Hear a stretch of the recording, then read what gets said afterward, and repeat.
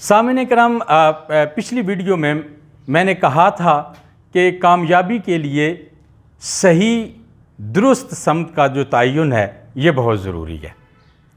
اس کو میں ایک اور مثال سے واضح کرنا چاہوں گا۔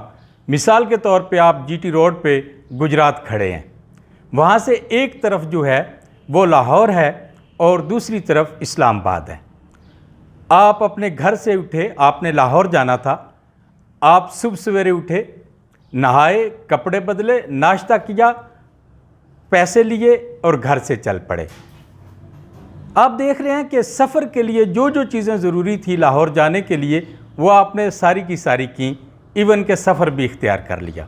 اور جب آپ سڑک پہ پہنچے، آپ وہاں بے دھیانی میں لاہور والی بس کے بجائے یا وین کے بجائے آپ اسلام آباد والی بس پہ بیٹھ گئے۔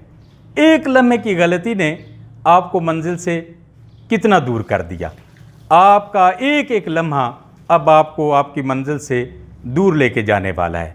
لہٰذا آپ کی محنت میں کوئی شک نہیں ہے، لیکن دیکھ لیجئے کہ کہیں آپ نے بس تو نہیں بدل لی، کہیں آپ نے راستہ تو نہیں بدل لیا۔